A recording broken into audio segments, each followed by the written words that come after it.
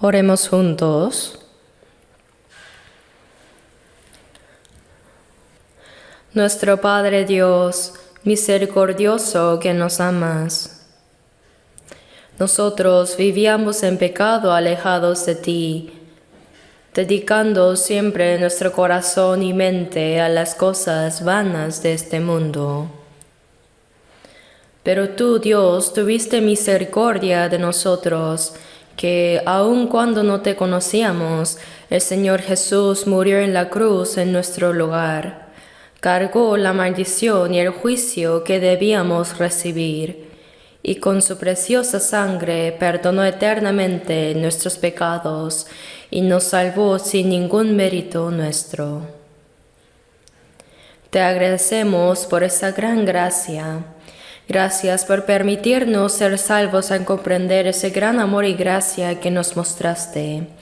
Y en este momento nosotros que hemos sido redimidos por la preciosa sangre del Señor estamos reunidos ante ti para alabar tu gran gracia y amor, para aprender tu palabra y tener comunión en esta santa congregación. Por todo esto te damos gracias. Creemos que en esta hora también estás con nosotros. Mira a cada uno de nosotros y sosténnos más firmemente con tu mano misericordiosa. Y tú, Señor, que conoces nuestra debilidad, establécenos más firmemente con tu mano misericordiosa y guíanos con tu amor, palabra y el poder del Espíritu Santo para que nuestra vida en esta tierra no sea en vano y para que podamos vivir sin vergüenza como hijos de Dios. Este mundo se vuelve cada vez más turbulento y lleno de pecado. Sin la ayuda de Dios no podemos obedecer correctamente ni vivir la vida cristiana. Te lo pedimos solo por tu mano poderosa. Señor, hazte cargo de nuestra debilidad y guarda nuestros pasos hasta el día en que estemos ante ti. Ayúdanos y guíanos para que podamos vivir correctamente para la voluntad y la gloria de Dios, como hijos de Dios hasta el día en que estemos delante de ti. Oramos fervientemente para que nuestros pasos no tropiecen en seguirte. Te pedimos también que estés con nuestras iglesias en todo el país y alrededor del mundo, con todos los hermanos que están guardando la fe y predicando el Evangelio a pesar de todas las dificultades. Ayúdanos con tu palabra, amor y el poder del Espíritu Santo para que podamos realizar la gran obra de Dios en la que muchas más almas sean salvas en estos últimos tiempos. Señor, que nos das la palabra necesaria según el tiempo y nos enseñas el camino que debemos seguir, en esta hora también haznos conocer tu palabra y tu santa voluntad que deseas revelarnos. Y guíanos para que no solo escuchemos y aprendamos tu palabra, sino que ayúdanos también para que la podamos guardar en nuestro corazón y poner en práctica en nuestra vida, para hacer la voluntad de Dios y darte la gloria. En esta hora encomendamos todo al Espíritu Santo y oramos en el nombre de nuestro Señor Jesús. Amén. Busquemos San Mateo 6 en nuestras Biblias. Mateo capítulo 6.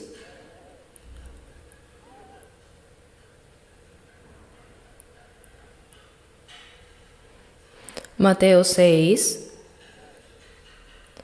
Desde el versículo 9 hasta el 13, leamos juntos lentamente. Vosotros, pues, oraréis así: Padre nuestro que estás en los cielos, santificado sea tu nombre.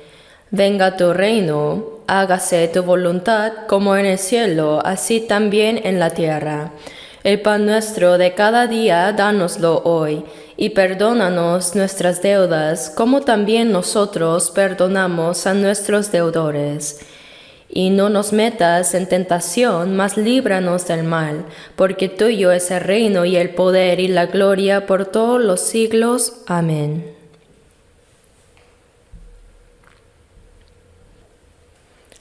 Estamos aprendiendo y reflexionando con más detalle sobre la oración que el Señor enseñó en San Mateo 6. Esta oración que el Señor enseñó no significa que debamos orar exactamente de esta manera, sino que el Señor nos enseñó los contenidos más importantes y ejemplares de lo que debemos incluir en nuestras oraciones. Léanlo también en casa y ahora ya deberían poder memorizarlo sin abrir la Biblia, ¿verdad? Pueden orar con estas palabras, ¿no? Hay que orar cada día centrándonos en esta oración. El privilegio que Dios ha dado a nosotros después de ser salvos es el poder orar a Dios. Es un privilegio asombroso que nosotros, siendo débiles habitantes de esta tierra, podamos llamar Padre a Dios, quien es el Creador que hizo los cielos y la tierra y todo el universo. Es un privilegio que podamos orar a Él. Dios dijo que escucha nuestras oraciones. Cuando oramos correctamente, Él escucha nuestras oraciones. ¿No es sorprendente? Si pudiéramos tener una línea directa con el presidente de un país, eso también sería sorprendente. Sería un privilegio poder hablar directamente por teléfono con el presidente de Estados Unidos o con un excelente presidente de cualquier otro país, ¿cierto? Por eso, cuando se nos dice que oremos diciendo Dios Padre, eso significa que si oramos así, ciertamente Dios nos escuchará. Por eso en el Salmo 17:1 dice: Oye, oh Jehová, una causa justa. Está atento a mi clamor. Escucha mi oración hecha de labios sin engaño. Hay muchos pasajes sobre la Biblia. El hecho de que podamos orar es un privilegio y Dios prometió que nos escuchará. Por eso es importante poder orar correctamente.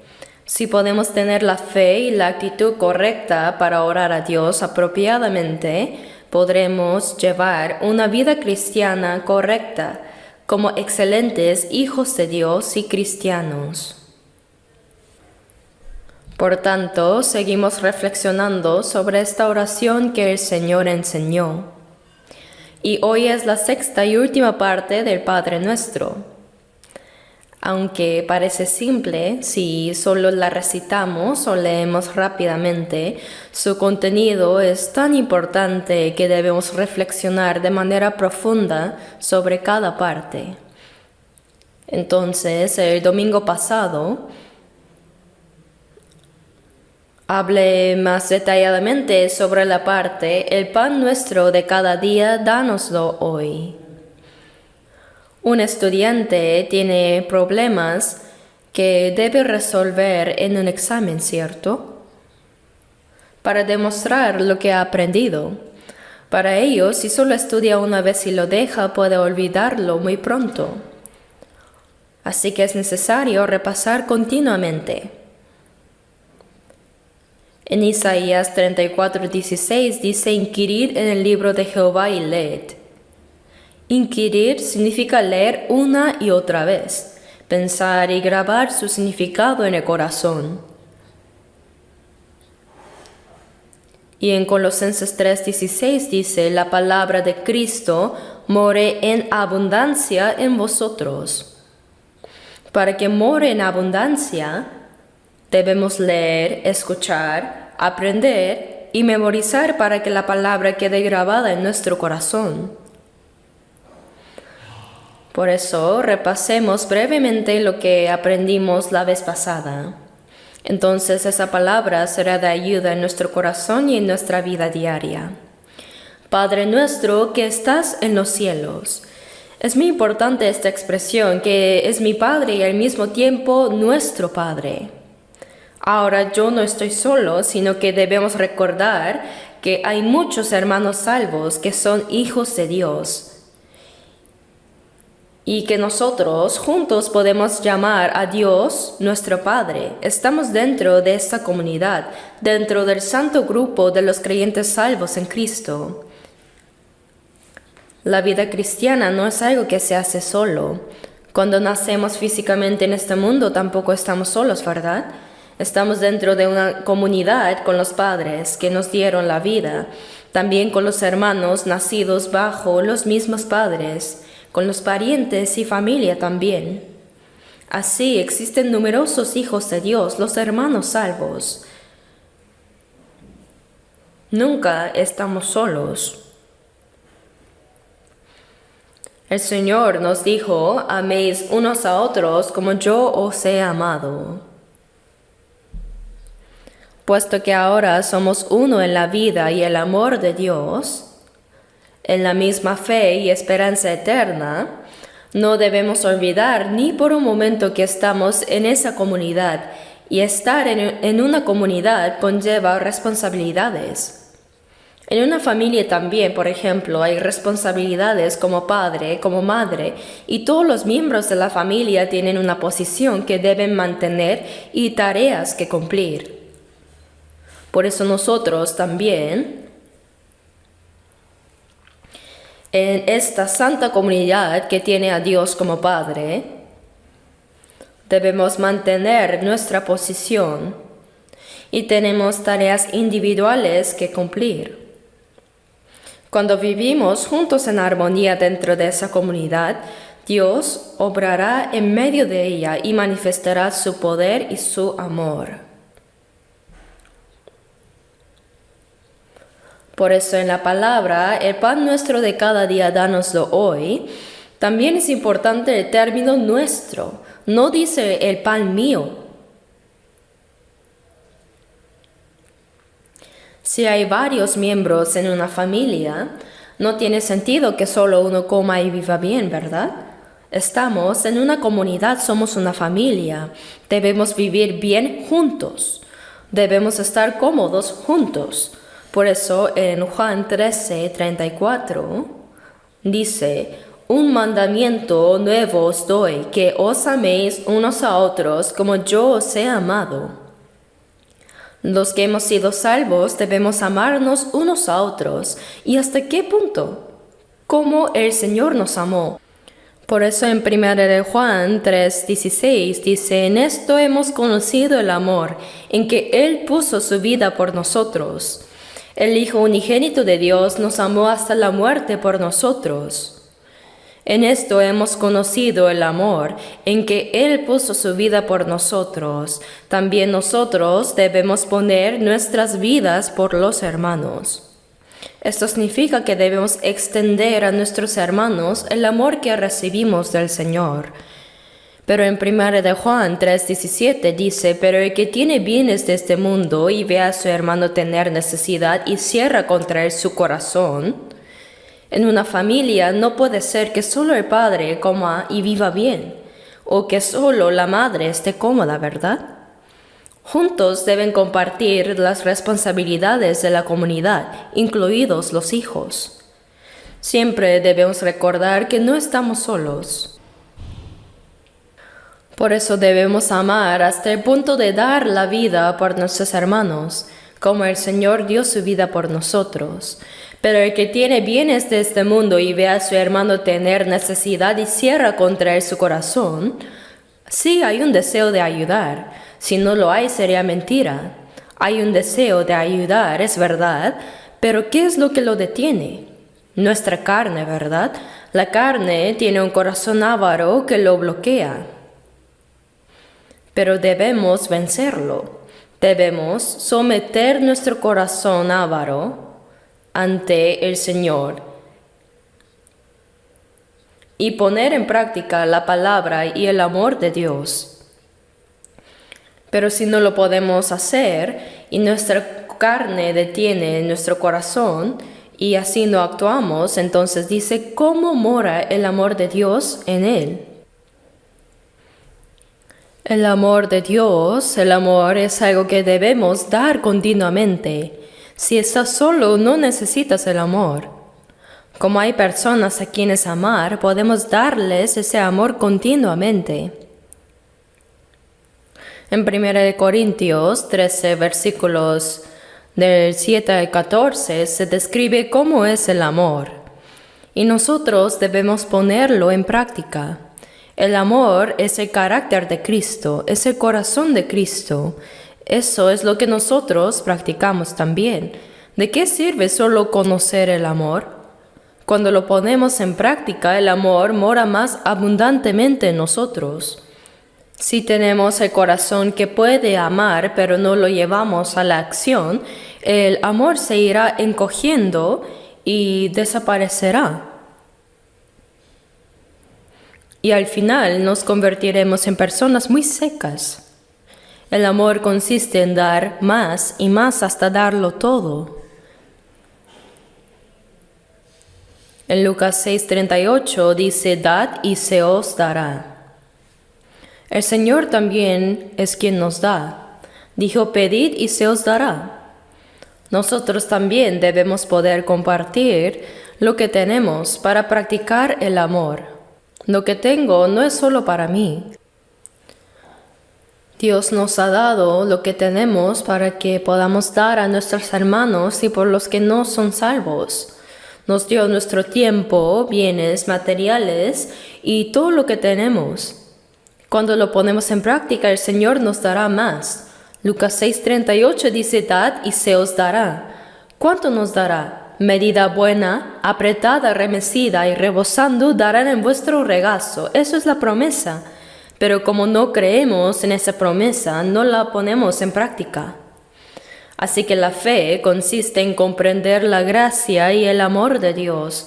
Y cuando lo ponemos en práctica, el Señor manifiesta a través de nosotros su abundante amor, vida y poder. Pero si cerramos nuestro corazón y no actuamos, ¿cómo podrá Dios manifestar su amor? Así como nadie puede recibir la salvación si los salvos mantienen la boca cerrada, si no practicamos el amor, ¿cómo sabrán los demás cómo es el amor de Dios? Es importante no solo conocer el amor, sino también practicarlo. Por eso en 1 de Juan 3:18 dice, hijitos míos, no amemos de palabra ni de lengua, sino de hecho y en verdad. ¿Quién no puede amar de palabra y de lengua? Hay personas que hablan muy bien. Cuando las oyes hablar, parecen amar a Dios por sí solas y parecen estar dispuestas a hacer cualquier cosa por el Señor, pero no hay acción. Si no hablan mucho, al menos no caerían mal, pero hablan muy bien sin ninguna acción. Tales personas no están aquí, ¿eh? Es una suerte que no estén aquí, aunque quién sabe, hay en todas partes, ¿no? He visto a personas así que hablan demasiado bien. Cuando les piden que den su testimonio cautivan a todos, pero resulta que eran estafadores. Los estafadores también hablan muy bien, ¿cierto? Si no hablaran bien, no podrían estafar. Pero los cristianos no debemos ser así. No amemos de palabra ni de lengua, sino de hecho y en verdad. El amor que se practica con hechos es el amor verdadero. El amor que se expresa con palabras, pero no con acciones, es amor falso. ¿Con qué propósito estudiamos la Biblia? ¿Para saber mucho y hacer qué? ¿Para enseñar? ¿Para ser maestros? No, es para ponerla en práctica en nuestro corazón y vida. Por eso la última vez, el pan nuestro de cada día, dánoslo hoy, es una expresión simple, ¿verdad? Danos el pan de cada día, es simple. Pero en su trasfondo, en la Biblia, hay tantos pasajes que explican esto. Así que busquemos brevemente en la Biblia, veamos por un momento 1 Timoteo 6. 1 Timoteo 6, capítulo 6, versículos 7 y 8. Primera de Timoteo 6, versículos 7 y 8, leamos juntos. Porque nada hemos traído a este mundo, y sin duda nada podremos sacar. Así que teniendo sustento y abrigo estemos contentos con esto. Nada hemos traído a este mundo.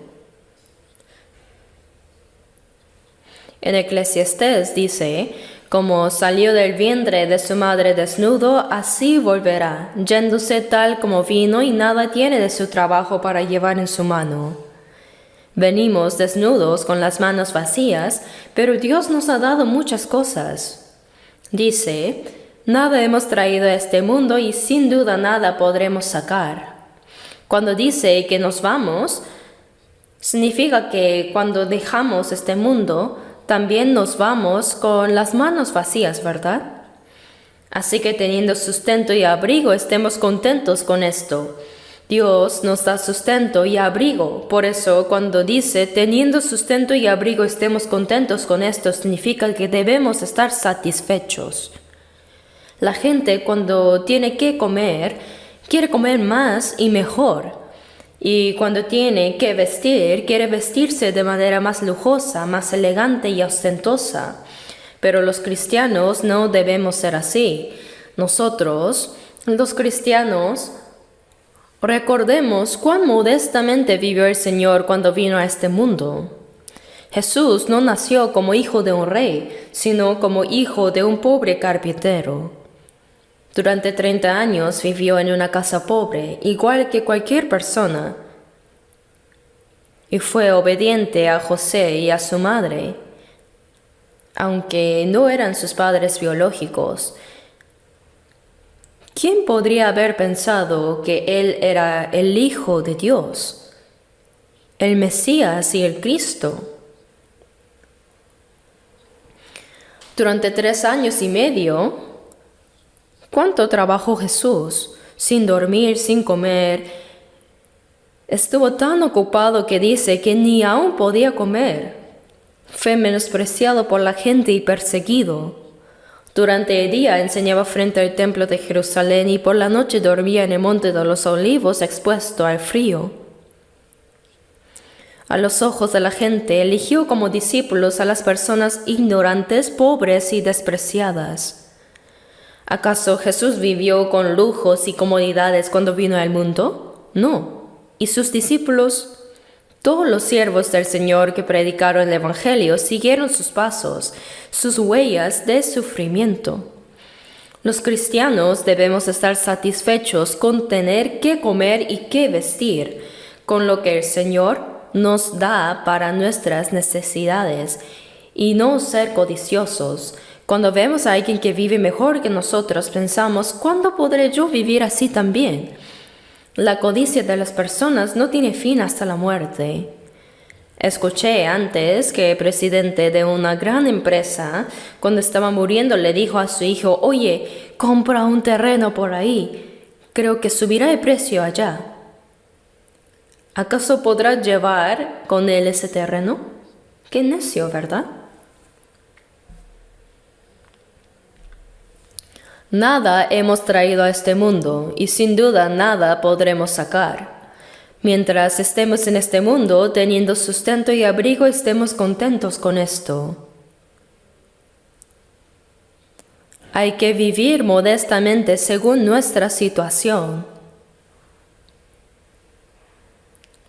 Si Dios nos da más de lo que necesitamos, no es pecado disfrutarlo, pero debemos tener un corazón generoso. Cuando la gente venía a Juan el Bautista y preguntaba, ¿qué haremos? Él respondió y les dijo, el que tiene 2 túnicas, dé al que no tiene. Y el que tiene que comer, haga lo mismo. Y a los recaudadores de impuestos les dijo, no exijáis más de lo que os está ordenado. Y a los soldados les dijo, no hagáis extorsión a nadie. Les enseñó específicamente a cada uno. Hay muchas cosas que debemos restringir y controlar en nuestra vida cristiana. No se trata de vivir según nuestras propias necesidades. ¿Cómo debo vivir para ser justo ante los ojos del Señor? ¿No piensan en esto al orar?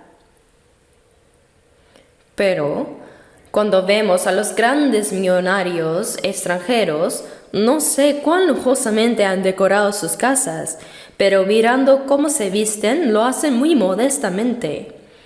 Por ejemplo, Steve Jobs también, cuando sale en la televisión, solo usaba una camiseta y jeans nada más. Los israelíes también, siendo tremendamente ricos, viven de manera modesta. Fabrican artículos de lujo, pero dicen que ellos mismos no los usan, sino que los vende todo. ¿Acaso eres más feliz por vestir lujosamente? ¿Te vuelves más sano por llevar cosas caras? Si no tiene mucho cuidado, morirán antes de tiempo, o los ladrones te lo robarán. Lo más bendecido para nosotros es vivir modesta y seguramente. Como la gente de este mundo en el campo de la competencia para la supervivencia, si alguien ha tenido gran éxito ganando dinero, empezamos a pensar cómo podríamos hacerlo nosotros también, sin importar los medios. Aunque es necesario que nos esforcemos para no quedarnos atrás, la codicia excesiva puede acortar nuestra vida. No debemos hacer eso. Por eso debemos reflexionar profundamente en esta palabra. Teniendo sustento y abrigo, estemos contentos con esto. Veamos brevemente ahora Proverbios 30. Proverbios 30. En el Antiguo Testamento, Proverbios 30.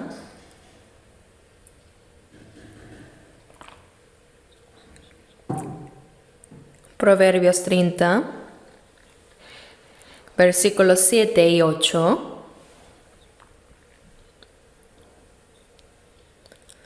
Leamos juntos. 2 cosas te he demandado, no me la niegues antes que muera. Vanidad y palabra mentirosa aparta de mí. No me des pobreza ni riquezas. Manténme del pan necesario.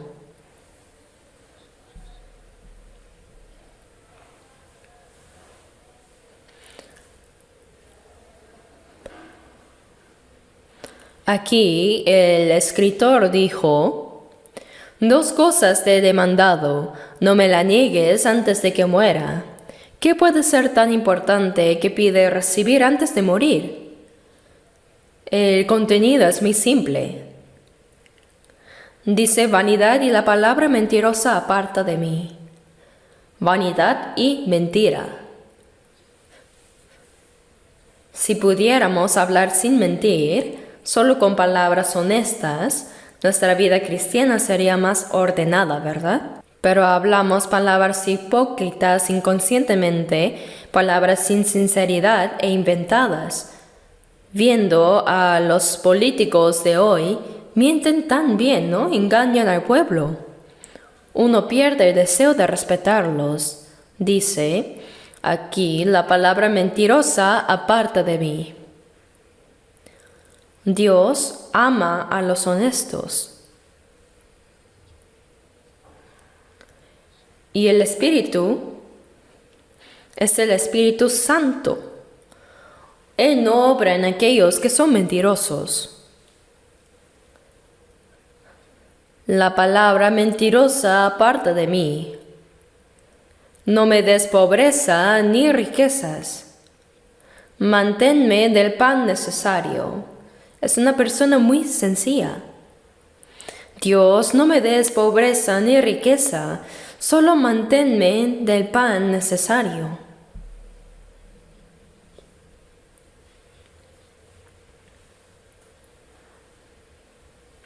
Está escrito que Dios alimenta a las aves del cielo y viste a los lirios del campo, ¿verdad? Para las personas salvas, como dice Mateo 6:8, vuestro Padre sabe de qué cosas tenéis necesidad. Cuando dice que sabe, significa que se hará responsable. Si los padres están presentes, ¿qué necesidad tiene un niño de preocuparse diciendo, ¿qué comeré en el desayuno? ¿Dónde comeré el almuerzo? ¿Dónde dormiré por la noche? ¿Qué me pondré? Cuando los padres se encargan de todo, ¿verdad? Pero más que cualquier padre que se preocupa y cuida de su hijo amado, Dios, como dice en Mateo 10:30, dice, pues aún vuestros cabellos están todos contados. Dios conoce mi situación mejor de lo que yo mismo la conozco. Mas yo sé a quien he creído y es poderoso para guardarme. Él sabe toda mi vida y siempre me cuidará. Realmente el Señor sabe. ¿Eso significa que solo debemos quedarnos quietos, acostados con la boca abierta así? No. Lo único que debemos hacer es vivir en obediencia. Mas buscar primeramente el reino de Dios y su justicia, y todas estas cosas os serán añadidas. Los hijos solo tienen que hacer lo que corresponde a los hijos. ¿Acaso un niño debe preocuparse por ganar dinero? Si los padres lo ganan todo, ¿no? Si solo obedecemos, ya sea que el Señor nos mate o nos dé vida, pase lo que pase, le entregamos al Señor nuestra carga de afanes. 1 de Pedro 5:7 dice, echando toda vuestra ansiedad sobre Él, porque Él tiene cuidado de vosotros. Porque Él nos guarda y nos ayuda, debemos entregarle todo y simplemente vivir en obediencia. Hágase tu voluntad, ya sea que vivamos o que muramos. Qué liberador es esto, ¿verdad? Si no mentimos y vivimos obedeciendo la palabra, lo demás es la responsabilidad de Dios. Como dijo el apóstol Pablo, es bueno vivir para trabajar para el Señor. Pero si muero, es aún mejor porque estaré ante Él. Así que no sé si es mejor vivir o morir. De ambas cosas estoy puesto en estrecho, dijo. Qué pensamiento tan simple, ¿verdad? Es reconfortante. Del pan necesario, dice. Ese es el pan de cada día. Dios alimentó a los israelíes con maná cada día en el desierto y les dio agua golpeando la roca todos los días.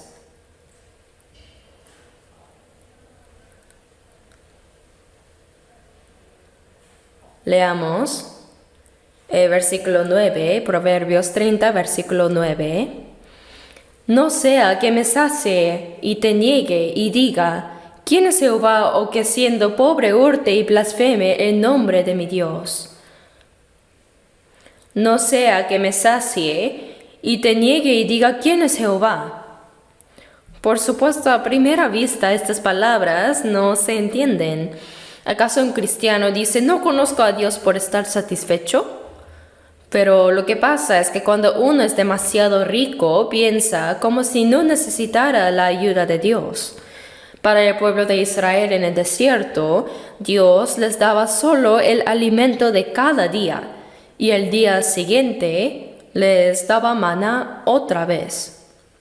Pero por temor a que no les diera maná, había algunos que guardaron un poco sin comerlo, pero al día siguiente todo se había llenado de gusanos y quedó inservible. Dios nos ayuda día a día. Debemos creer en esto también. No sea que me sacie y te niegue. Es difícil de entender de inmediato, pero se refiere a olvidarnos de Dios en nuestra vida cotidiana. Podemos pensar, vivo por mis propios medios e igual me va bien. Entonces, ¿qué necesidad tengo de la ayuda de Dios? También dice, que siendo pobre, hurte y blasfeme el nombre de mi Dios.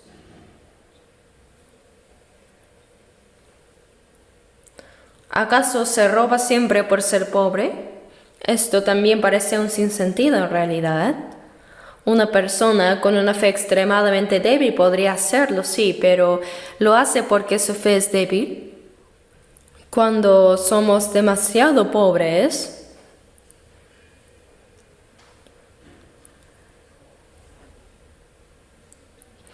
usar nuestros propios medios.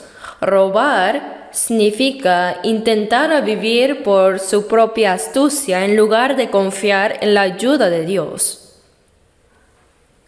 Debemos hacer lo que nos corresponde. Si hacemos lo que debemos hacer y confiamos solo en Dios, así viviendo rectamente, Dios nos bendecirá y ayudará. Como mencioné brevemente la semana pasada, cuando todo va bien, no es para que yo solo viva y coma bien. Supongamos que de repente conseguimos mucho dinero. ¿Qué debemos hacer con eso? Es un dilema, ¿verdad? Debemos distribuirlo bien.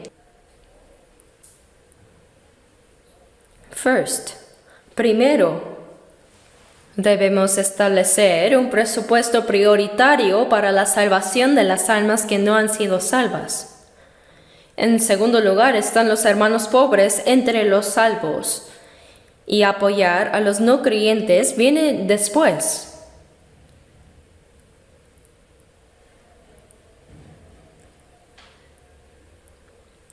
Y yo simplemente necesito lo que necesito. Dios me lo da. No vivo por mis propios medios, sino por recompensa. La gente del mundo vive sin discriminar los medios y si sus esfuerzos no funcionan, incluso estafan para sobrevivir, pero los salvos deben tener un método de vida y un cálculo diferentes.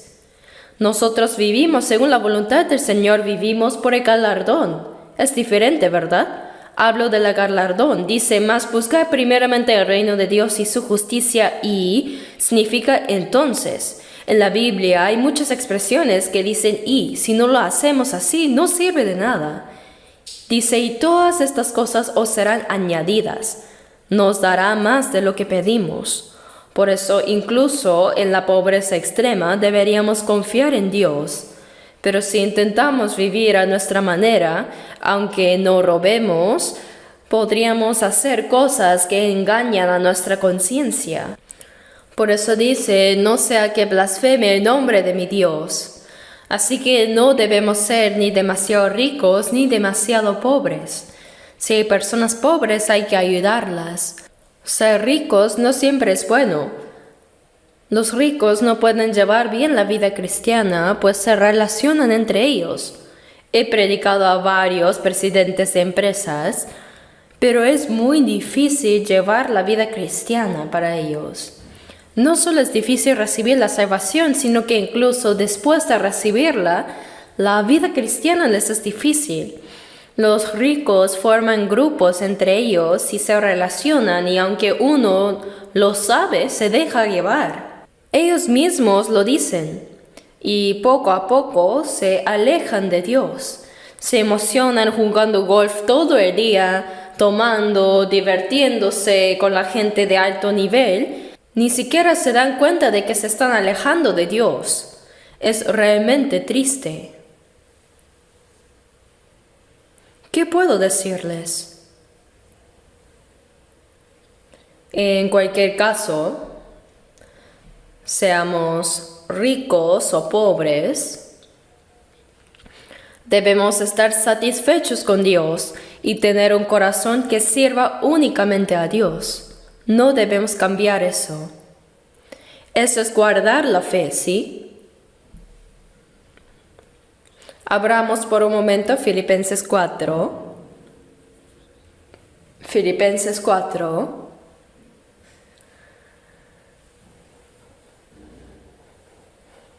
Capítulo 4, versículo 11.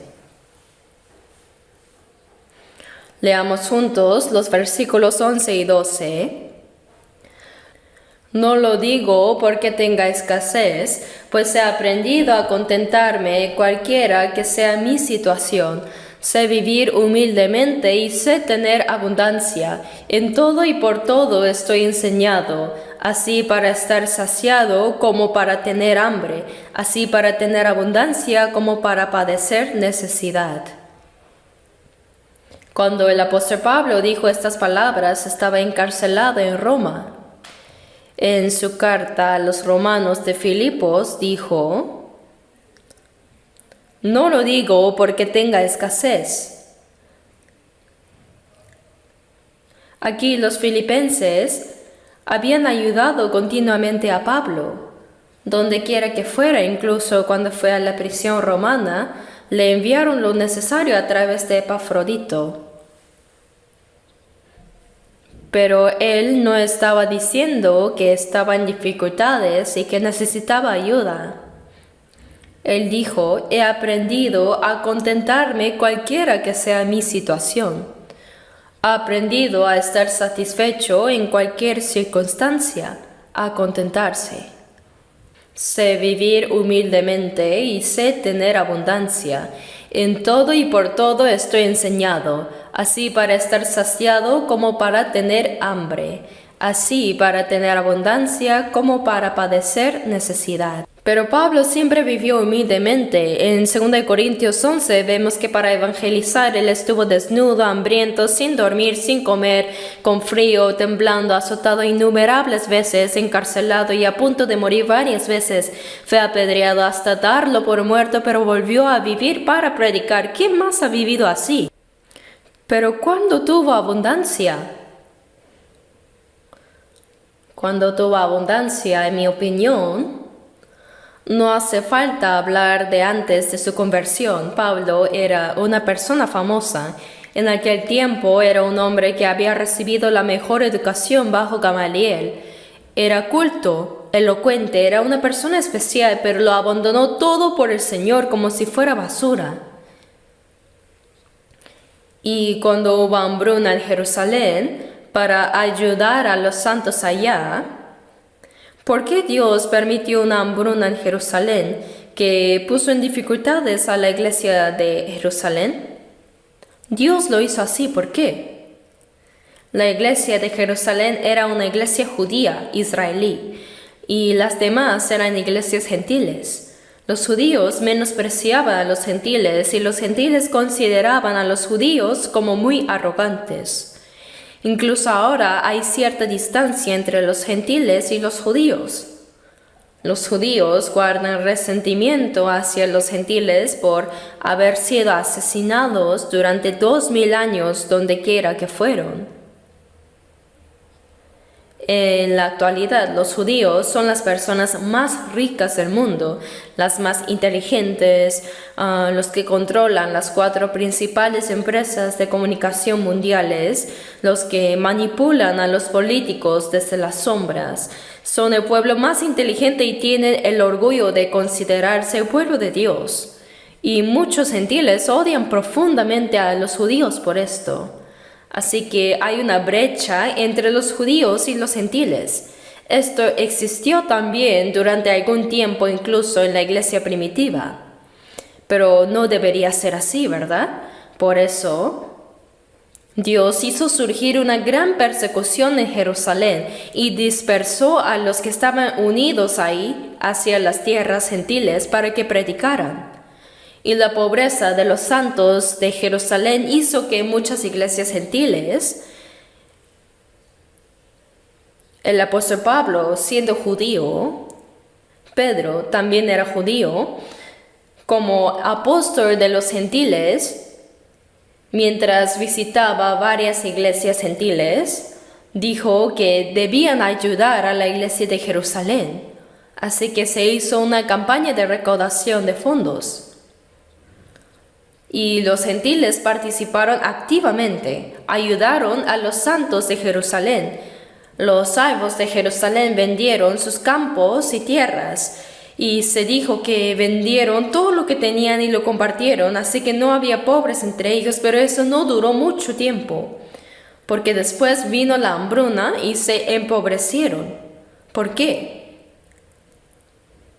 Para enseñarles que la iglesia es una. A través de la ayuda de los gentiles a la iglesia de Jerusalén, los santos de Jerusalén sentían gran agradecimiento hacia las iglesias gentiles y las iglesias gentiles sentían apego y amor hacia los santos de Jerusalén.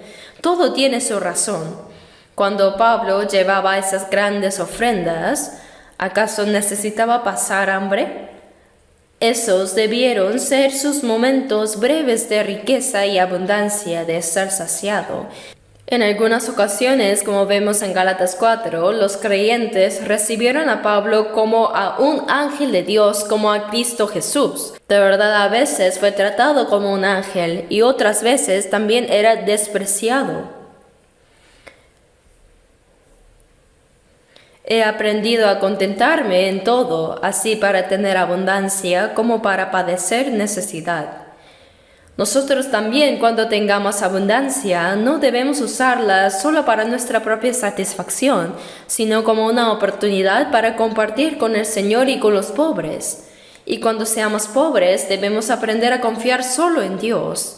He aprendido a contentarme en todo, así para tener abundancia como para padecer necesidad. ¿No son palabras hermosas? También debemos hacer lo mismo. En tiempos de abundancia, no buscar la satisfacción personal, sino devolverlo al Señor, y en la pobreza, aprender a confiar solo en Él. ¿Acaso Dios nos abandonaría hasta que muramos de hambre? Si nos abandona, iremos ante el Señor, ¿qué más da? Si no hay arroz, comemos gachas, y si no hay gachas, bebemos agua, y si no hay agua, simplemente nos vamos. ¿De qué nos preocupamos? Es verdad. Si Él dice, ya no necesitas vivir más en este mundo, simplemente vamos ante el Señor. Mientras necesitemos vivir, si solo vivo para el Señor, Él se hará responsable de todo lo mío.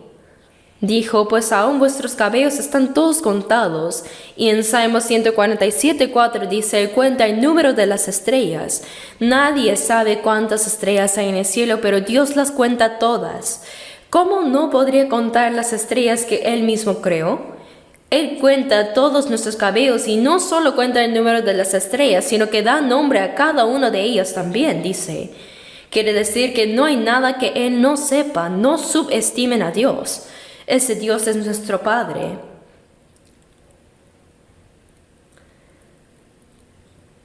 Veamos un pasaje más de la Biblia, Proverbios 11. Proverbios 11, capítulo 11, versículos 24 y 25. Versículos 24 y 25. Leamos juntos. Hay quienes reparten y les es añadido más, y hay quienes retienen más de lo que es justo, pero vienen a pobreza. El alma generosa será prosperada, y el que saciare, él también será saciado. Hay quienes reparten y les es añadido más. Aunque reparten y comparten, hay quienes les es añadido más. ¿Cómo puede uno hacerse rico repartiendo? Dios te hace rico. Dios te hace rico. Si te da más, das más. Y si te da más, das más. A Dios le gustará eso, que te dará aún más. Y hay quienes retienen más de lo que es justo, pero vienen a pobreza. Si te aferras a lo que Dios te ha dado, incluso eso te será quitado. Sería bueno entender estas palabras. Hay quienes reparten y les es añadido más, pues Dios te hace rico. Y hay quienes retienen más de lo que es justo. Si eres mezquino y egoísta, Dios quitará incluso lo que tienes. El alma generosa será prosperada. La generosidad significa ayudar al pobre, al prójimo, si tienes la capacidad de ayudar. Entonces, el alma generosa será prosperada, y el que saciere, él también será saciado. Esta es la palabra de Dios. Si creemos y ponemos en práctica esta palabra, así será, si actuamos según nuestra fe. Mateo 9:29 dice, conforme a vuestra fe os sea hecho, ¿no es así? Todo lo que pidiereis orando, creed que lo recibiréis y os vendrá. Para el que no cree, no le será hecho. Abramos también Hebreos 13. Hebreos capítulo 13. 13, versículos 5 y 6. 5 y 6 leamos juntos. Sean vuestras costumbres sin avaricia, contentos con lo que tenéis ahora, porque Él dijo, no te desampararé ni te dejaré, de manera que podemos decir confiadamente, el Señor es mi ayudador, no temeré lo que me pueda hacer el hombre. Sean vuestras costumbres sin avaricia. En 1 Timoteo 6:10 dice, porque raíz de todos los males es el amor al dinero. Amar el dinero significa tener apego al dinero. Es pensar que el dinero me protegerá, que me hará feliz y garantizará mi futuro. Eso es amar el dinero, tener apego. Alegrarse cuando se tiene mucho dinero y pensar que se va a morir cuando no se tiene. Sin avaricia, contentos con lo que tenéis ahora. ¿Qué significa lo que tenéis? Es lo que Dios nos ha dado, con eso debemos satisfacernos. Porque Él dijo, no te desampararé ni te dejaré. El Señor ha dicho que no nos abandonará. Si los padres capaces prometen no abandonar a sus hijos, ¿por qué ellos deberían preocuparse? Si ha dicho que nos ayudará en todo, ¿por qué mendigar como un vagabundo? No te desampararé, ni te dejaré. De manera que podemos decir confiadamente, el Señor es mi ayudador, no temeré lo que me pueda hacer el hombre. El Señor es mi ayudador. Cuando veo estas palabras, recuerdo algo. Hace años, cuando andaba solo con una Biblia predicando durante varios años, una vez estaba predicando allá en Tongducheon.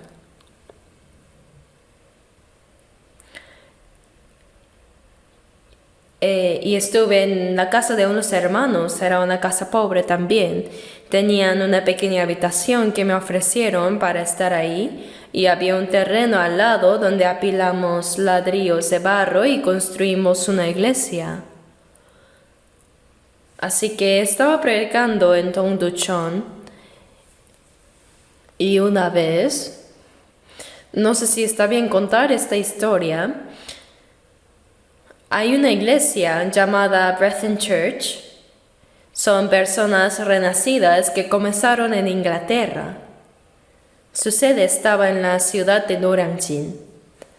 Y un hermano llamado Pak parece que oyó hablar de mí, que yo andaba predicando de esta manera y que vivía con muchas dificultades, así que ese hermano trajo a un misionero inglés de la iglesia Brethren Church.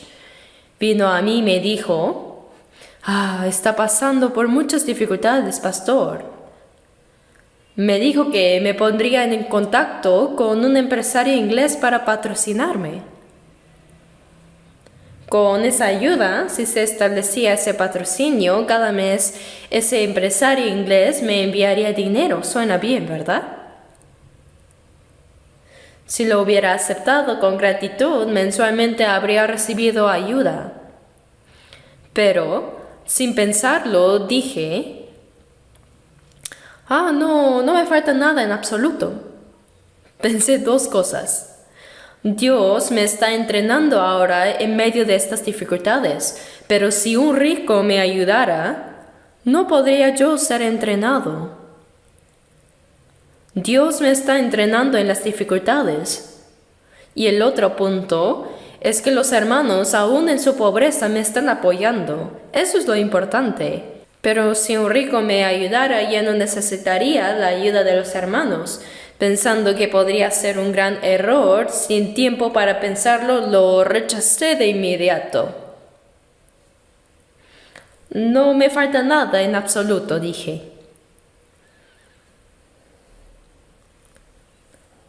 Luego, le pedí a un hermano que comprara 3 platos de fideos para el almuerzo. Y en ese momento había una estación de tren en Tongducheon. Así que yo les compré los boletos de tren y les dije vayan en paz, gracias. Después de despedirlos sentí tanta paz en mi corazón. Gané. ¿A quién? Había luchado conmigo mismo y gané. Por poco podía haber cometido un gran error. No sé si Dios me estaba probando, pero si lo hubiera aceptado entonces, ahora yo estaría en la iglesia Brethren Church. Esas personas son salvas, pero no pueden evangelizar. Es difícil hablar de ese tema. Pero de todos modos, en ese momento, Dios era mi patrocinador. El Señor es mi ayudador. Esta palabra Dios es mi ayudador. Si Dios me está ayudando, ¿qué necesidad tengo de la ayuda humana? ¿No es así? Si Dios me ayuda, lo puede hacer a través de quien sea.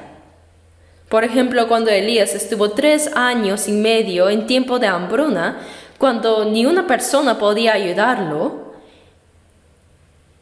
en el arroyo de Kerit, como las personas no podían ayudar a Elías, Dios a través de los cuervos por las mañanas y noches le llevó pan y carne, ¿cierto? Comía lo que le traían y bebía agua del arroyo. Eso es suficiente. Si las personas no nos ayudan, Dios nos ayudará de una manera u otra. Bien. De todos modos, el Señor es mi ayudador. Si vivimos confiando solo en el Señor, si decimos, aunque muera, moriré junto al Señor, entonces Él se hará responsable de nosotros. En Nahum 1:7 dice, Jehová conoce a los que en Él confían. Si digo, aunque muera, moriré contigo, Señor, ¿creen que el Señor no se responsabilizará? Veamos también por un momento Isaías 41. Isaías 41. Veamos Isaías 41, versículo 10. Versículo 10. Leamos juntos. No temas, porque yo estoy contigo. No desmayes, porque yo soy tu Dios que te esfuerzo. Siempre te ayudaré, siempre te sustentaré con la diestra de mi justicia. Mira aquí, no temas, porque yo estoy contigo. No desmayes, porque yo soy tu Dios. Si Dios está con nosotros y nos ayuda, ¿qué necesidad hay de temer o sorprenderse? Es la promesa de Dios. Siempre te ayudaré, siempre te sustentaré con la diestra de mi justicia. Dios nos sostiene firmemente con su diestra justa. Si vivimos para el Señor, Él nos sostendrá firmemente. Si necesitamos ser pobres, nos hará pobres. Y si necesitamos sufrimientos, nos dará sufrimientos, ¿no es así? Cuando mi trabajo termine acá, el Señor me llevará. Ya sea que me mate o que me dé vida, estamos bajo la mano de Dios. ¿De qué preocuparnos, no es verdad? Eso es la fe.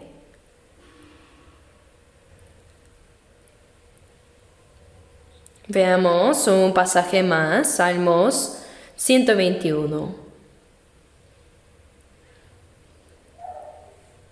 Salmos 121,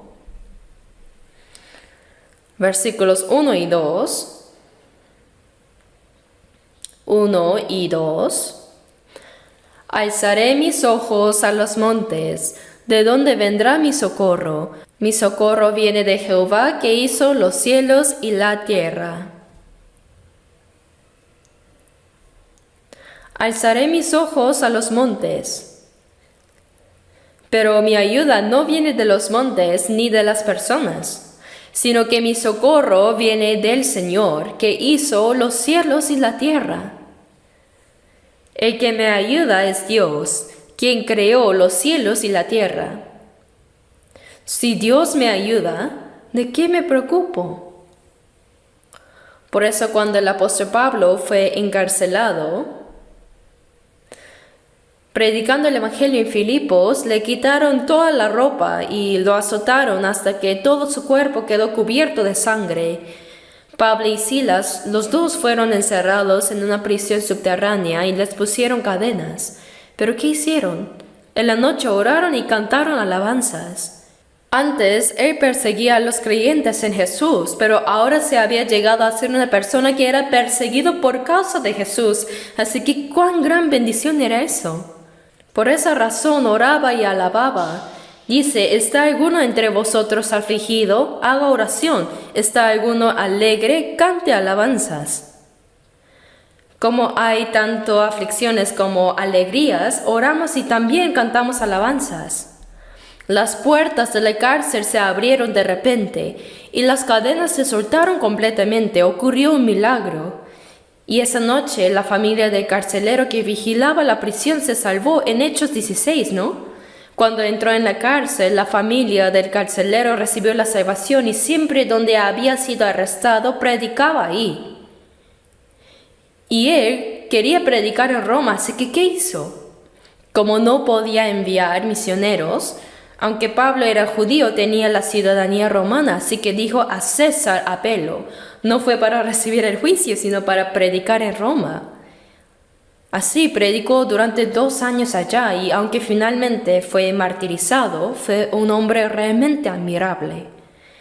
Miren la vida de los antiguos líderes de Israel que servían al Señor, los profetas, los apóstoles del Nuevo Testamento, cómo vivían confiando en el Señor.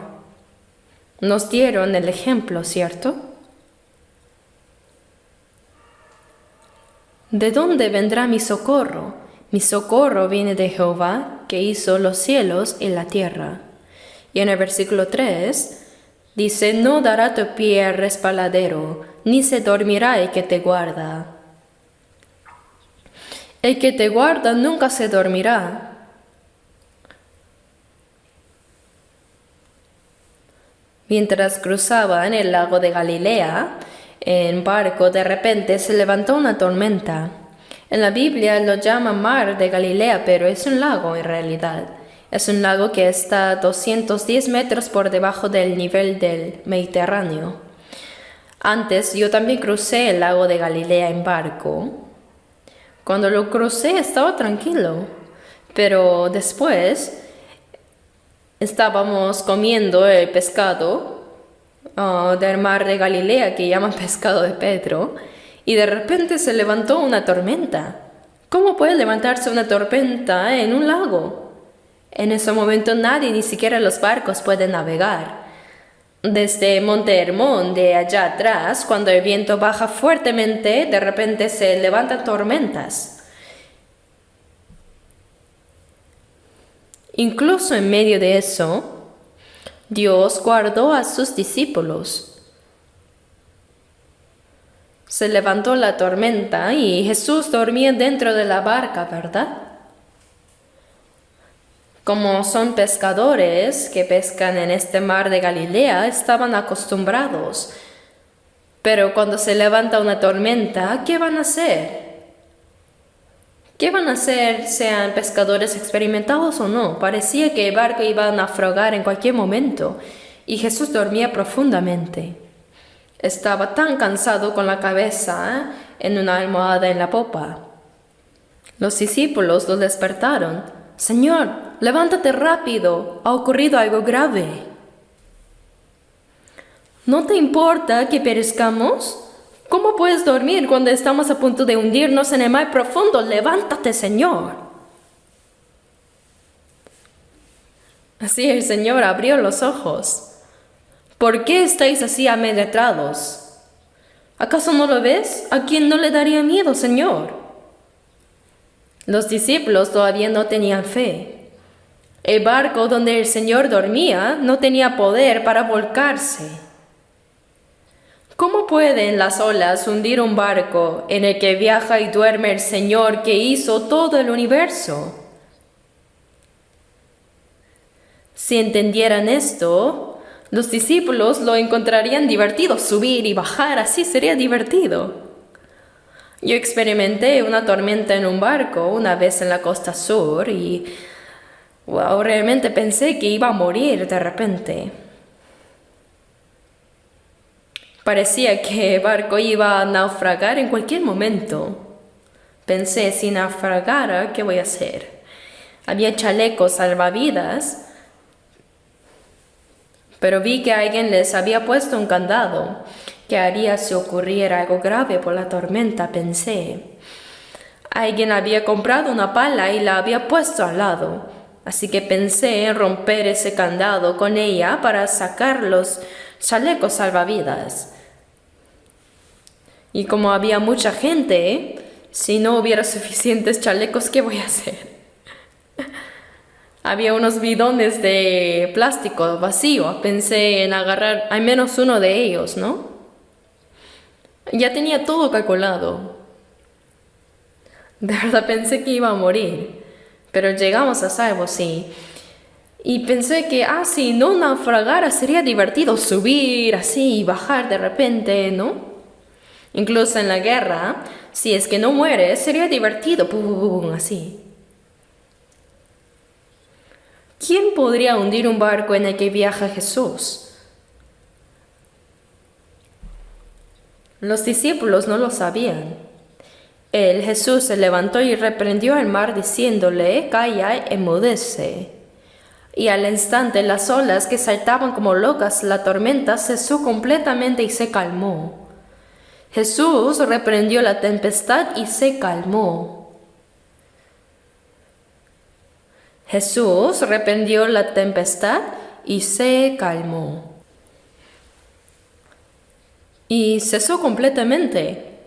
Los discípulos se sorprendieron y dijeron, ¿quién es este que aun el viento y el mar le obedecen? ¿Quién es? Es quien hizo todo el mundo con su palabra.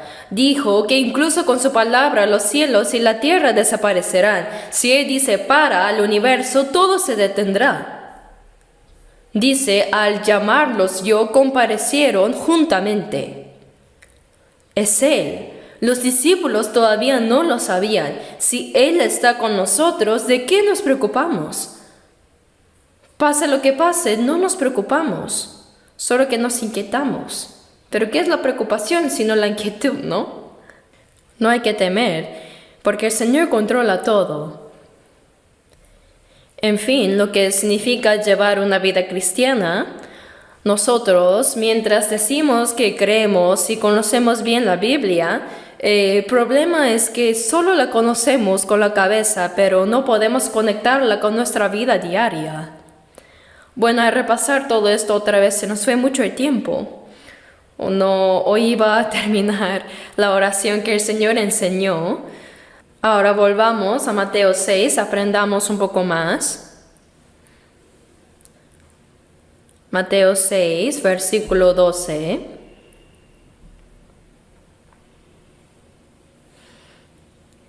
Y perdónanos nuestras deudas, como también nosotros perdonamos a nuestros deudores. Y no nos metas en tentación, mas líbranos del mal. Estas palabras tampoco son simples. Y perdónanos nuestras deudas, como también nosotros perdonamos a nuestros deudores.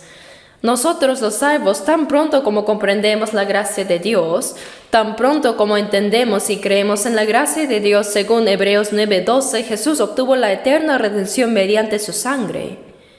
Nuestra redención eterna significa que todos nuestros pecados que hemos cometido hasta hoy y los que cometeremos hasta que muramos, todos los pecados de todos los hombres del mundo hasta el fin de los tiempos, todos fueron cargados por Jesús, y al morir en la cruz con su sangre nos perdonó eternamente, ¿verdad? Esto es lo que entendemos a través de la palabra, lo que Dios hizo, lo que hizo para salvarnos, eso es gracia. Comprendimos la gracia y creímos, y por esa fe fuimos salvados. Ser salvado, recibir el perdón de pecados, nacer de nuevo son lo mismo. Nuestra alma recibió el perdón de los pecados, porque el Señor murió y con su sangre derramada expió eternamente nuestros pecados. Por eso ya no recibiremos la maldición y juicio que merecíamos por nuestros pecados, ¿verdad? Sin embargo, todavía está la vieja naturaleza que no ha sido transformada, incluso en los salvos. Sería bueno que al ser salvados la vieja naturaleza desapareciera completamente y nuestro corazón se volviera como el de un ángel, pero permanece todavía. Incluso en los salvos permanece la vieja naturaleza, entonces ¿qué debemos hacer? Aunque permanece después de la salvación, el Espíritu Santo está dentro de nosotros y transforma nuestro corazón mediante la palabra y el Espíritu. Nos transforma y planta el corazón del Señor en nosotros, el carácter de Cristo. Decimos que la fe crece cuando la vieja naturaleza va muriendo poco a poco y se va formando el carácter de Cristo. Cuando la fe crezca hasta cierto punto, es decir, cuando el carácter del Señor se forma en mí, podré vivir casi sin cometer pecados. ¿Acaso sí o sí hay que cometer pecados? Aunque vivimos en un mundo lleno de pecado, podemos vencerlo. El arca navegaba sobre el agua, pero el agua no podía entrar en él. Si el agua entrara en el arca, naufragaría. Aunque los peces de la misma manera viven en el mar, y el mar es salado, saben ustedes que el interior del pez no es salado, ¿verdad? Aunque vivimos en un mundo lleno de pecado, el pecado no debe entrar en nosotros. Tenemos el poder para vencer el pecado mediante la palabra y el Espíritu. Así que a medida que nos vamos transformando, casi podemos vivir sin pecar. Pero como todavía existe la vieja naturaleza no transformada, sin darnos cuenta el corazón no transformado, dice, engañoso es el corazón más que todas las cosas y perverso, todavía no está completamente transformado. Todavía hay codicia, odio, envidia y celos, todo tipo de viejas naturalezas que permanecen. Por eso pecamos con el corazón, con el pensamiento, las palabras y acciones. Hay pecados que cometemos consciente e inconscientemente también. Puede que pequemos. No estoy diciendo que esté bien pecar. No debemos pecar, pero tenemos una tendencia al pecado dentro de nosotros, incluso sin darnos cuenta. Entonces, ¿qué sucede? Veamos ahora brevemente San Juan 8:11.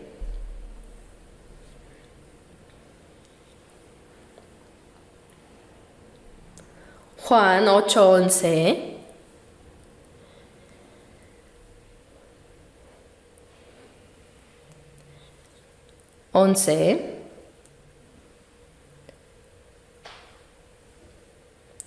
Ella dijo, ninguno, Señor. Entonces Jesús le dijo, ni yo te condeno, vete y no peques más. Aquí una mujer sorprendida del acto de adulterio fue llevada ante Jesús. Los judíos, con piedras en las manos, le dijeron a Jesús, Moisés nos mandó apedrear a tales mujeres. ¿Tú pues qué dices?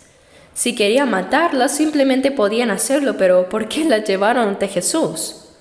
Para probarlo, para tenderle una trampa. ¿Por qué? Pues, por un lado, si Jesús decía que la apedrearan según la ley de Moisés, como estaban bajo el dominio romano, nadie tenía autoridad para ejecutar a nadie. El gobernador Pilato, enviado de Roma, era el juez, y no se podía ejecutar a nadie sin su sentencia de muerte. Por tanto, si decía que la apedrearan, violaría la ley romana. Entonces Jesús tendría que ser ejecutado, pero por otro lado, si decía que no la mataran, estaría transgrediendo la ley de Moisés. Habían ideado astutamente este plan para tentar a Jesús. Pero el Señor dijo, el que de vosotros esté sin pecado sea el primero en arrojar la piedra contra ella. El que esté sin pecado, que arroje la primera piedra. Escribió algo en el suelo y repitió, el que esté sin pecado, arrójele la piedra. No sabemos qué escribió en el suelo porque no está en la Biblia. Pero cuando vayamos ante el Señor, si le preguntamos qué fue lo que escribiste, seguramente nos dirá. Pero podemos imaginarlo. A ver, oíste que fue dicho, no cometerás adulterio. Pero yo os digo que cualquiera que mira a una mujer para codiciarla ya adulteró con ella en su corazón. Todo aquel que aborrece a su hermano es homicida. Jesús podría haber escrito algo como esto que dice Mateo 5. Cualquiera que mira a una mujer para codiciarla ya adulteró con ella en su corazón. Todo aquel que aborrece a su hermano es homicida. ¿Y ustedes están sin pecado? A ver, tire la piedra y que no tenga pecado. Entonces, comenzando desde los ancianos, dejaron sus piedras y se retiraron hasta los más jóvenes. ¿Dónde hay alguien sin pecado? ¿Dónde hay alguien que pueda juzgar a un pecador cuando él mismo debería morir por sus propios pecados? ¿Por qué se fueron primero los ancianos? Porque ellos tienen más pecado, ¿cierto? Se fueron primero y como no había nadie sin pecado, todos dejaron sus piedras sin fuerza y se fueron. Y hubo un silencio. La mujer estaba ahí temiendo ser apedreada. ¿Dónde están los que te acusaban? ¿Ninguno te condenó? Y ella respondió, ninguno, Señor. Entonces, ¿qué debió hacer? Bueno, yo soy el único sin pecado, así que cierra tus ojos. Debería apedrearla, pero dijo, ni yo te condeno. El único que puede condenar es el Señor. ¿Pero por qué? ¿Por qué dijo que no condenaría a esa mujer tan pecadora? Porque yo pagaré por tus pecados. Yo moriré por tus pecados, así que tú debes ser perdonada. Ni yo te condeno.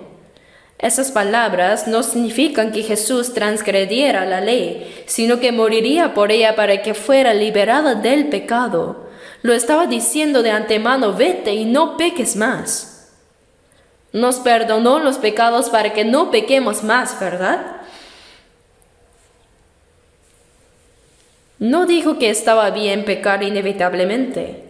Hermanos, aunque los salvos no deberíamos pecar más, debido a la vieja naturaleza que aún no ha sido transformada, pecamos con el corazón, con el pensamiento, palabras y acciones, sutil y casi imperceptiblemente. Bien, entonces, ¿qué sucede? La razón por la que no perecemos aunque pequemos es porque el Señor no solo cumplió la eterna redención, sino que también está orando por nosotros ahora. Veamos por un momento 1 de Juan 2. 1 de Juan, capítulo 2. Versículo 1. Hijitos míos, estas cosas os escribo para que no pequéis, y si alguno hubiere pecado, abogado tenemos para con el Padre, a Jesucristo el justo. Si alguno hubiera pecado, estas palabras son para nosotros los salvos. No debemos pecar, pero si alguno hubiere pecado, abogado tenemos para con el Padre. Ante Dios, Jesús que murió y resucitó por nosotros, todavía está orando en nuestro lugar ante Dios. Él es nuestro abogado. Abogado tenemos para con el Padre, a Jesucristo el justo. El Señor no solo perdonó los pecados que hemos cometido, sino también hasta los que cometeremos en el futuro. Dios, no morí yo por los pecados de esa persona, mira mi sangre.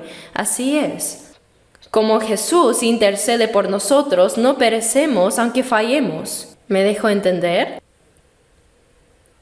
Veamos ahora Hebreos 7. Hebreos 7,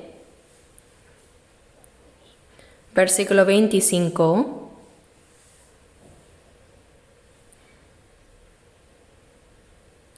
Hebreos 7, 25. Leamos juntos. Por lo cual puede también salvar perpetuamente a los que por él se acercan a Dios, viviendo siempre para interceder por ellos. A los que por él, por Jesús, se acercan a Dios. Nosotros nos acercamos a Dios por los méritos de Jesús. Siempre confiando en Jesús nos acercamos a Dios. ¿Por qué?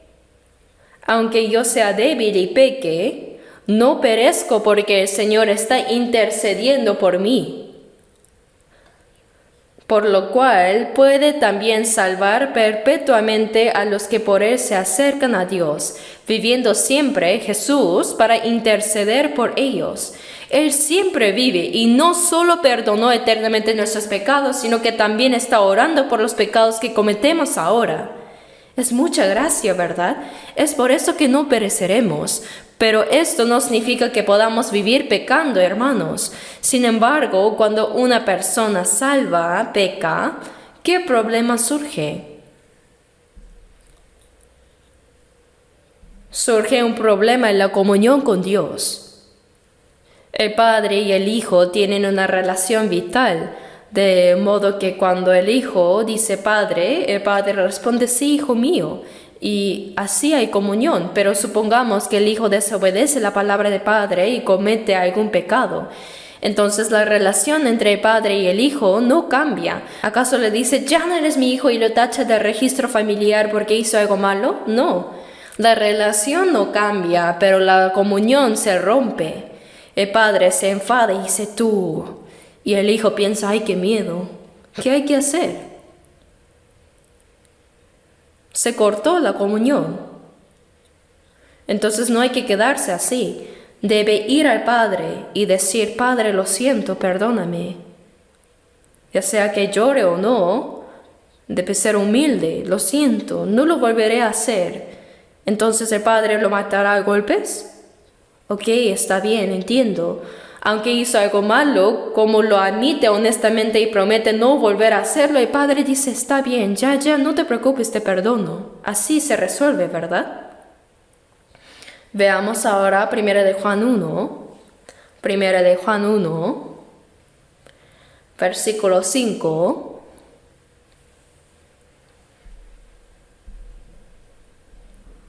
Primera de Juan 1, 5. Este es el mensaje que hemos oído de él y os anunciamos. Dios es luz y no hay ningunas tinieblas en él. Bien, Dios es luz. Nuestro Padre Dios es luz, mientras que el pecado es oscuridad. ¿Puede la oscuridad no revelarse ante la luz? No hay ningunas tinieblas en él. Versículo 6. Si decimos que tenemos comunión con él, nuestra comunión con el Dios Padre, comunión, en inglés lo llamamos fellowship, el compañerismo. Dice, y andamos en tinieblas. Cuando dice en tinieblas, el pecado es tinieblas. La persona que peca odia la luz. En la oscuridad intenta pecar en secreto. Aquel que peca se sorprende cuando de repente brilla la luz, aborrece la luz. Si decimos que tenemos comunión con Él y andamos en tinieblas, mentimos y no practicamos la verdad.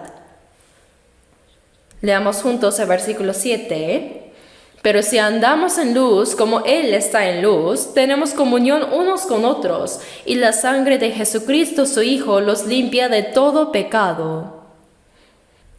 Andar en tinieblas significa vivir ocultando el pecado que uno tiene. Eso es andar en tinieblas. No debemos hacer eso. Dios está observando tú. ¿Y seguirás igual? La vida cristiana es tener comunión con Dios continuamente. Cuando hay comunión con Dios, el compañerismo es entre las personas que tienen comunión con Dios. Nosotros, los santos salvos, dice, solícitos en guardar la unidad del Espíritu, y esa unidad es la comunión. La persona salva tiene comunión con los otros salvos, no es llevar la vida cristiana a solas. Al observar si tiene buena comunión con los otros salvos o no, podemos saber también si de verdad es salvo o no, la comunión. Así que no es como, vengan, tengamos comunión, rápido, vamos a tener comunión, ahora comienza y ya terminó. No es así. La comunión no tiene principio ni fin. Comienza cuando recibimos la salvación y continúa eternamente incluso cuando estemos ante el Señor. Es la comunión con el Señor, compartir juntos, comer, beber y disfrutar juntos, eso también es bueno. Pero más que eso, consiste en tener comunión junto con el Señor. Cuando hay comunión con Dios, habrá también comunión entre las personas que tienen comunión con Dios. Es una relación triangular. Pero si pecas, se rompe tu comunión con Dios. En esa condición, decir que amas a los hermanos es una mentira.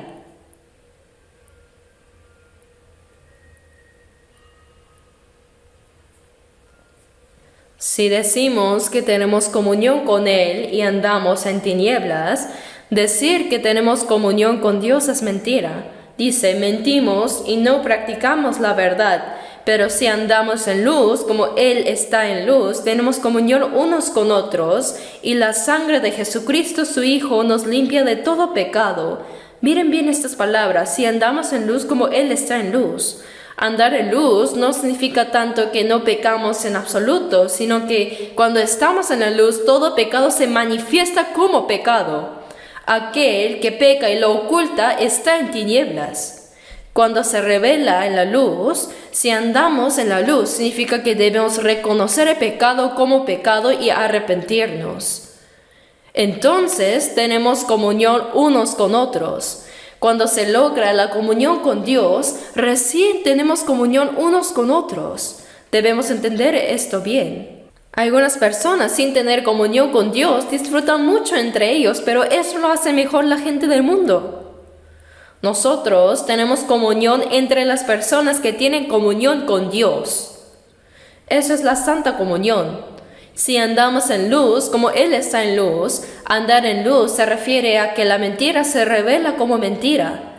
Debemos arrepentirnos y vivir obedeciendo la verdad. Si pecamos hay que arrepentirnos rápidamente.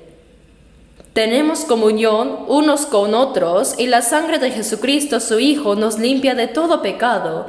Estas palabras se refieren al pecado que cometemos después de ser salvos. Si andamos en la luz, dice, si nos arrepentimos y nos apartamos de nuestros errores, la sangre de Jesucristo, su Hijo, nos limpia de todo pecado. Aquí dice todo pecado, pero más exactamente, nosotros recibimos perdón eterno por todos nuestros pecados. Pero los pecados cometidos después de ser salvos son diferentes, son pecados individuales. En inglés no dice all sin, sino every sin, cada pecado. Así es como debemos entenderlo. Nos limpia de todo pecado, es decir, de cada pecado. Nos limpia si nos arrepentimos y tenemos comunión con Dios, Dios nos perdona. Versículo 8. Si decimos que no tenemos pecado, nos engañamos a nosotros mismos y la verdad no está en nosotros. Si decimos que no tenemos pecado, nos engañamos a nosotros mismos. La persona salva tiene la buena conciencia y no hay que engañarla. La verdad no está en nosotros. Si practicamos la mentira, la verdad se apaga. Si confesamos nuestros pecados, leamos juntos el versículo 9. Si confesamos nuestros pecados, Él es fiel y justo para perdonar nuestros pecados y limpiarnos de toda maldad. Si confesamos nuestros pecados, si los confesamos y los reconocemos, Él es fiel y justo para perdonar nuestros pecados, para perdonar los pecados que cometemos después de ser salvos y limpiarnos de toda maldad. No solo perdona nuestros pecados, sino que nos limpia con la verdad para ayudarnos a no pecar de nuevo. Por eso, los pecados que cometemos después de ser salvos, debemos arrepentirnos completamente y apartarnos de eso. No piensen en ocultarlos. Teniendo pecados y dices que amas a los hermanos, ¡qué bien mientes! ¿Qué clase de comunión es esa? La gente del mundo hace todo tipo de cosas fingiendo ser bastante justos, desvergonzadamente. Ellos se divierten así, pero nosotros no. Nosotros estamos en la verdad, como el Espíritu es el Espíritu de verdad, no obra donde hay mentira. Podemos equivocarnos, pero debemos arrepentirnos inmediatamente. Así, cuando se restaura nuestra comunión con Dios, se perdona nuestros pecados. Y dice, limpiarnos de toda maldad. Limpiarnos significa que Dios borra hasta el corazón que puede pecar y nos ayuda a andar en la verdad. Hablando, se ha extendido mucho el tiempo. Hoy tendremos que terminar aquí. Tendré que hacer una sesión más, inevitablemente. Es divertido aprender el Padre Nuestro, ¿no? Por eso oren el Padre Nuestro cada día. Oren pensando en cada palabra, hermanos. Oremos juntos. Nuestro Dios Padre misericordioso, ahora estamos estudiando y reflexionando profundamente y comprendiendo la oración que el Señor nos enseñó. Creemos que Dios es nuestro Padre y que tú, Señor, escuchas nuestras oraciones. Señor, sabemos que cuando los hermanos salvos que llaman a Dios como Padre vivan dignamente como los hijos de Dios, y cuando te aman y aman a los hermanos y viven obedeciendo solamente a la palabra en la voluntad de Dios, ciertamente se realizará la Santa Comunión y que tú, Señor, obrarás grandemente entre nosotros. Señor, si hay pecados ocultos y oscuros en nuestro corazón y vida, haznos conscientes de ellos, purifícanos con tu poder protector y gobiérnanos y guíanos para que en el resto de nuestras vidas podamos vivir en la voluntad y gloria de Dios, andando siempre en la luz así como tú estás en la luz. Confiamos el resto de nuestra vida a tu palabra y mano poderosa y oramos en el nombre de nuestro Señor Jesús. Amén.